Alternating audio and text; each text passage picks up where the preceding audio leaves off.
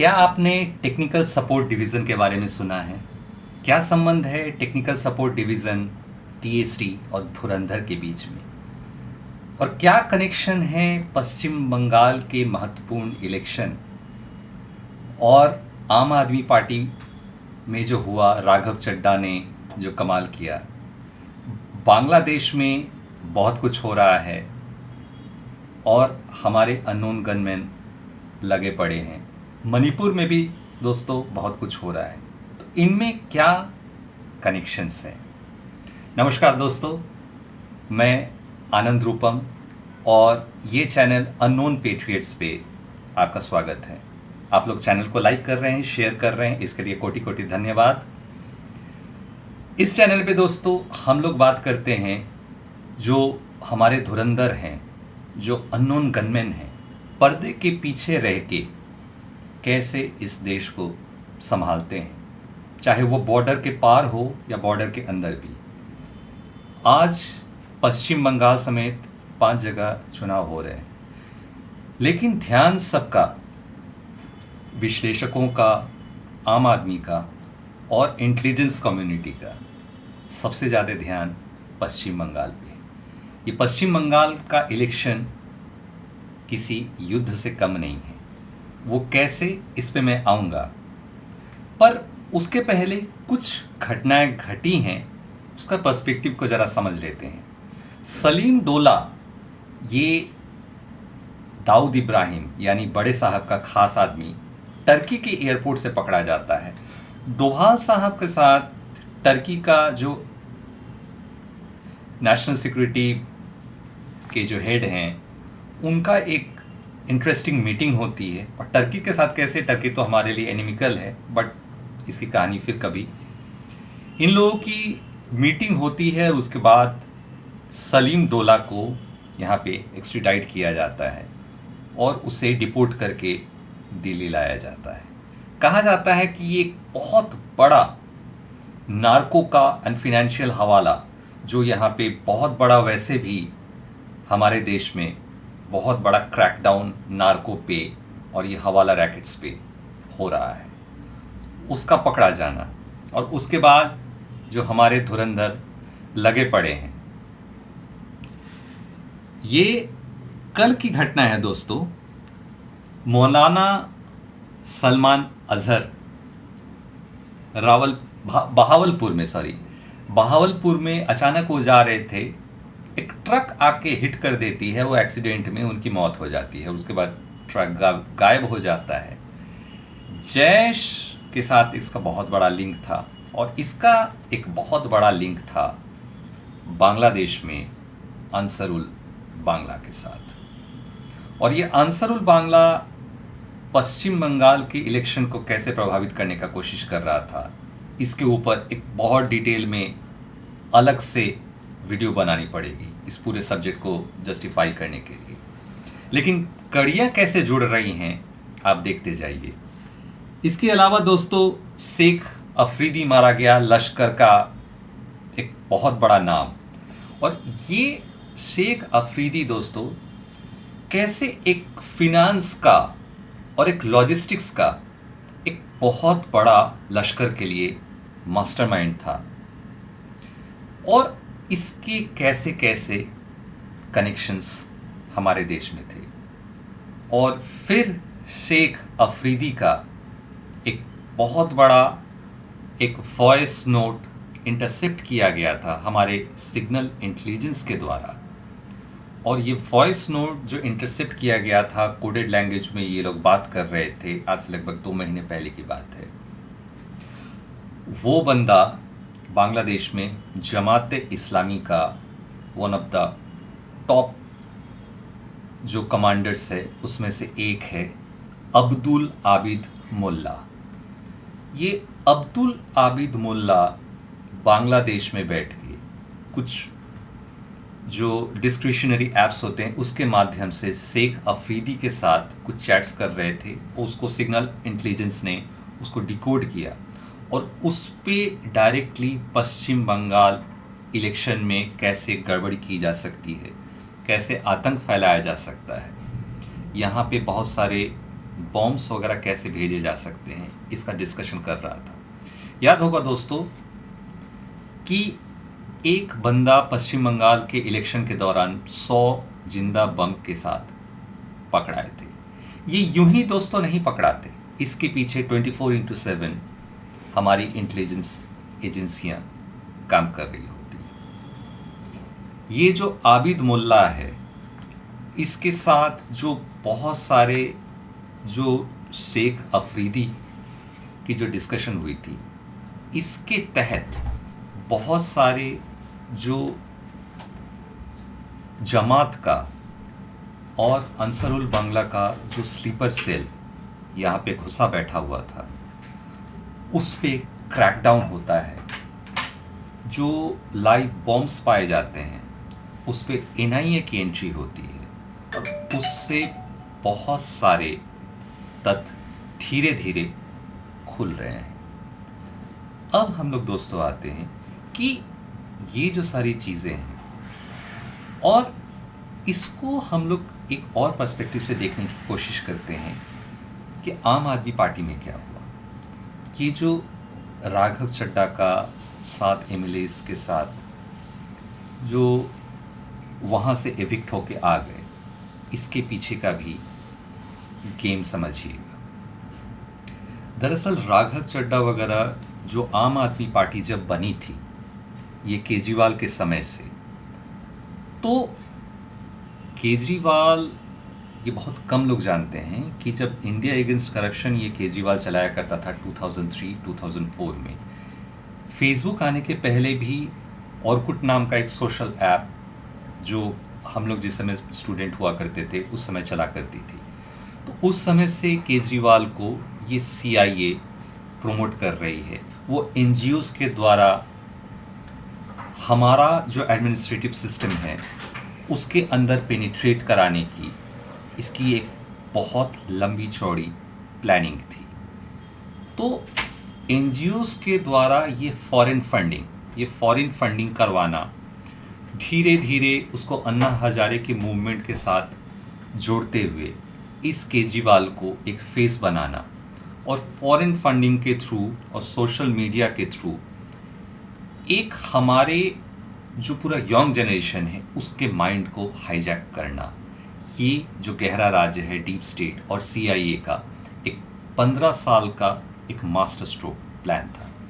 ऐसा ही कुछ प्लान ये जो सोनम वांगचुक है जो लद्दाख में, गहरा राज का दोस्तों थोड़ा सा जो मॉडस ऑपरेंडाई है इस पे बहुत विस्तार से बात किया जा सकता है, लेकिन एक मैं उदाहरण दूं कि सोनम वांगचुक का को भी जब प्रमोट किया जा रहा था, नेक्स्ट केजरीवाल बनाया जा रहा था, तो उसके पहले 3 इडियट्स में इसके कैरेक्टर को दिखाया गया, फुंगसुक वांगडू। इस तरीके से ऐसे कैरेक्टर्स को डेवलप किया जाता है, उसके बाद प्लांट किया जाता है। अब हम लोग आते हैं कि ये केजरीवाल जैसे CIA एजेंट और उसको हमारे इंडियन डेमोक्रेटिक सिस्टम में जो घुसाया गया, उसका तोड़ हमारे एजेंसीज ने कैसे निकाला, मोदी जी ने इसका पॉलिटिकल तोड़ कैसे निकाला। और आप देखेंगे कि ये केजरीवाल को बचाने के लिए जो पूरी जो लेफ्ट लिबरल मीडिया है, क्योंकि ये लेफ्ट लिबरल मीडिया को भी पैसा गहरे राज से आता है, वैसे ही आप देखेंगे कि पश्चिम बंगाल के पूरे इलेक्शन को लिबरल मीडिया और जो फॉरेन फंडेड मीडिया है उसकी बहुत नज़र है। आप पैरेललिज्म को देखिए कि कैसे वहाँ केजरीवाल और यहाँ पश्चिम बंगाल में ममता बनर्जी, इनके पीछे एक गहरे राज्य का कैसा एक छाप है। इन चीज़ों को समझने की कोशिश कीजिए दोस्तों कि गहरा राज्य एक दिल्ली, उसके बाद पंजाब उधर एक बॉर्डर स्टेट है और यहाँ वेस्ट बंगाल एक बॉर्डर स्टेट है। बांग्लादेश में जो इतना सारा अनरेस्ट हुआ, ये जो आबिद मुल्ला था जिसका चर्चा मैंने अभी किया कि शेख अफरीदी को हमारे जो अननोन गनमैन हैं उन्होंने 72 गुरु के पास पहुंचा दिया। ये आबिद मुल्ला के साथ कैसे कैसे पश्चिम बंगाल के इलेक्शन को लेके ये चर्चाएं कर रहे थे। तो इन चीज़ों को दोस्तों एक पर्सपेक्टिव में देखने की ज़रूरत है।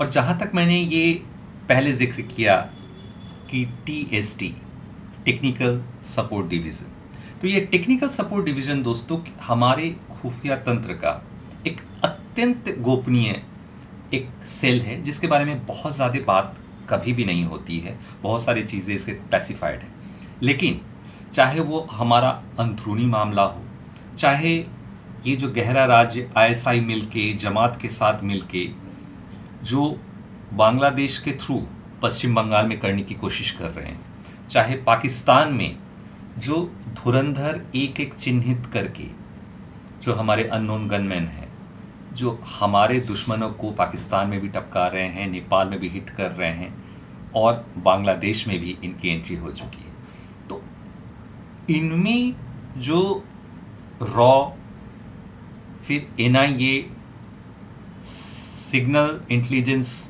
उसके बाद जो डीप एसेट्स हैं, जो ओवरग्राउंड वर्कर है, इनके बीच में एक समन्वय की तरह, एक हवा और पानी की तरह ऐसे TSD काम करता है कि किसी को इसके बारे में पता भी नहीं चलता है।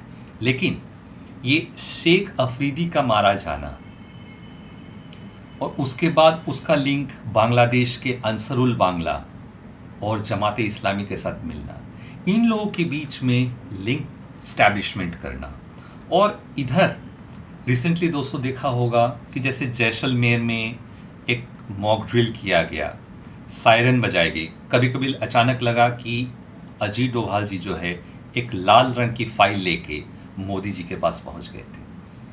कभी कभी अचानक ऐसे लगता है कि क्या ऑपरेशन 2.0 शुरू होने जा रहा है। ये दोस्तों एक कड़ी है कि हम लोग एक ऑलरेडी एक परपिचुअल वॉर में हैं। अमित शाह का कोलकाता में आके 15 दिन यहीं पे बैठना और यहाँ से मॉनिटर करना, ये सिर्फ एक इलेक्शन के कारण नहीं है, क्योंकि बंगाल का जो ये सिर्फ देखने वाला जो दिख रहा है कि ये सिर्फ एक इलेक्शन है, ये इलेक्शन है नहीं, ये हमारा नेशनल सिक्योरिटी का डू और डाई सिचुएशन है। इसमें डीप स्टेट का कितना बड़ा इन्वॉल्वमेंट है, पूरी फॉरेन की मीडिया इस पे नज़र रख रही है, अलग अलग इंटेलिजेंस एजेंसियां यहाँ पे बंगाल के थ्रू साजिश करने की कोशिश कर रही है, और इसके पीछे इतना काम अलग अलग एजेंसीज का हुआ है। तो कोई भी जो आप शेख अफरीदी का मारा जाना, अंसरुल बांग्ला का जो वो मुल्ला है, उसका शेख अफरीदी के साथ का जो इंटरेक्शन है वो इंटरसेप्ट होना, बंगाल में कैसे वो जमात का वो फंडिंग पकड़ाना, और कैसे बांग्लादेश में भी लगातार जो हमारे दुश्मन हैं उनका भी धरपकड़ हो रहा है। जैसे सज्जाद अहमद लोन, वो बंदा ढाका में कैसे बैठा हुआ था और उसको अचानक किसी अननोन इंसान ने बोला कि आप भारत के बॉर्डर पे आइए, भारत पे कुछ बड़े हमले का हम लोग प्लानिंग करते हैं। वो जब आता है उसे किडनैप कर लिया जाता है, उसके बाद वहाँ उसे भारत ले आया जाता है। और जितने भी दोस्तों दिल्ली में आतंकी हमला जो 10 नवंबर को हुआ था, उसके बाद जो कई सारे वारदात और ये जो रेल जिहाद करने की कोशिश कर रहा था, हर एक जो पिछले एक महीने में जो अटेम्प्ट्स हुए हैं उसका तार सज्जाद अहमद लोन के साथ जुड़ा हुआ है। और इसने जो खुलासा किया, और उसके बाद वैन डाइक का कोलकाता एयरपोर्ट से पकड़ा जाना, कोलकाता से 3-4 अलग अलग ये जमात उल मुस्लिमान एक नया आउटफिट है जिसके कुछ मेंबर्स रिसेंटली कोलकाता से पकड़े गए हैं। तो एक बहुत बड़ा अनरेस्ट क्रिएट करने की कोशिश की जा रही थी, और इन चीज़ों पे जनरली कभी बात होती नहीं है। हम लोग एक इलेक्शन को इलेक्शन के तौर पे देखते हैं। पाकिस्तान में अगर लश्कर का कोई आतंकी मारा जाता है वो एक अलग घटना मानते हैं। और राघव चड्ढा ने जो किया वो भी हमारे नेतृत्व का एक मास्टर स्ट्रोक था, क्योंकि पंजाब और बंगाल अलग नहीं है, दोनों बॉर्डर स्टेट है। यहाँ पे जैसे ममता दीदी का जाना बहुत ज़रूरी है, वैसे ही national security point of view से पंजाब में आपका टूटना भी उतनी ही ज़रूरत है। तो साम दाम दंड भेद कैसे भी करके इन दोनों स्टेट को बचाना हमारी जिम्मेदारी है। तो इसमें हमारा जो पॉलिटिकल डिस्पेंसेशन है, मोदी जी हैं, अमित शाह हैं, इनको तो आप देख रहे हैं, लेकिन इसके पीछे जो अजीत डोभाल जी का और पूरा जो इंटेलिजेंस का जो तंत्र है, ये कैसे काम कर रहा है ये पब्लिक नहीं जानती। इसके बारे में हम हमेशा मैं तत्पर रहता हूँ कैसे इन कड़ियों को एक एक करके जोड़ा जाए। और जैसे जैसे दोस्तों ये इलेक्शन का भी रिज़ल्ट आएगा, उसके बाद आप देखिएगा एक एक करके ये जो ईस्टर्न सेक्टर है इसमें बहुत सारे स्टेप्स लिए जाएंगे। बांग्लादेश के बॉर्डर के साइड पे बहुत सारे एक्शंस होने अभी बाकी है, क्योंकि याद रखिएगा ये ऑपरेशन सिंदूर 2.0 ये ड्यू है। और ये मुनीर ने भी बोला था कि अगला जो एक्शन होगा वो ईस्ट से होगा। तो दोस्तों इन सारी चीज़ों को, ये चाहे वो बंगाल का इलेक्शन क्यों ना हो, चाहे राघव चड्ढा ने जो किया मास्टर स्ट्रोक, और आम आदमी पार्टी का ऑलमोस्ट कमर तोड़ दिया, और हमारे धुरंधर रोज़ कुछ ना कुछ धमाल किए जा रहे हैं, सारी चीज़ों को एक कड़ी में पिरो के देखने की ज़रूरत है। तो ऑन दैट नोट दोस्तों आज का एपिसोड मैं यहीं समाप्त करता हूँ। आगे जैसे जैसे डेवलपमेंट होता जाएगा, आगे जैसे जैसे धमाका होता जाएगा, इस पे हम लोग ज़रूर बात करेंगे। तब तक मैं आनंद रूपम आपसे आज्ञा चाहता हूँ। जय हिंद, वंदे मातरम।